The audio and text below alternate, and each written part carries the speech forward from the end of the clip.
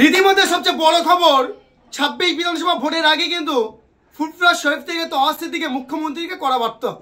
এখন 26 বিধানসভা ভোটের আগে মুখ্যমন্ত্রীকে কড়া বার্তা দিলেন ফুরফুরা শরীফের তওয়া সিদ্দিকী। কি বলছে শোনাবো আপনাদের। দেখেন, ভারত স্বাধীন হওয়ার পর থেকে প্রত্যেকটা রাজনীতির দলেরা মুসলিমদের নিয়ে ব্যবহার করছে। তারা তেজপাতার মতন ব্যবহার করছে, আবার ইউজ করে আবার থ্রো আর ফেলে দিচ্ছে। 2026-এ ইলেকশনের আগে পশ্চিমবাংলার অভিভাবিকা মুখ্যমন্ত্রী মমতা ব্যানার্জির কাছে আমাদের দাবি, শুধু ওনার কাছে দাবি রাখলে ভুল হবে। আজকে কংগ্রেস বলছে আমরা মুসলিম দরদি, সিপিএম বলছে আমরা মুসলিম দরদি, তৃণমূলও বলছে আমরা মুসলিম দরদি। তো কতটা দরদি বাস্তবে তা প্রমাণ করতে হবে 2026-এ। 2026-এ 110টা প্রার্থী দিতে হবে, সংখ্যালঘু প্রার্থী দিতে হবে।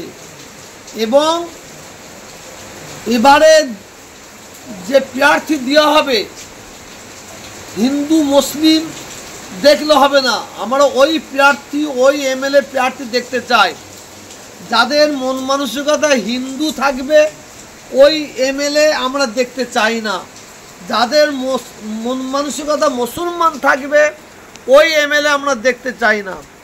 যাদের মন মানসিকতা মানুষ থাকবে এই ধরনের প্রার্থী আমরা 2026-এ দেখতে চাই।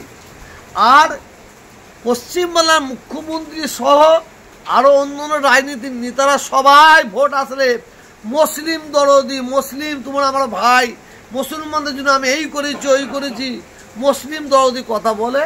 তা আমরা কতটা মুসলিম দরদি 2026-এ প্রত্যেকটা রাজনীতির নেতাদের কাছে আমরা দেখতে চাই যে 110টা প্রার্থী দিয়ে তারা প্রমাণ করুক হ্যাঁ আমরা মুসলিম দরদি।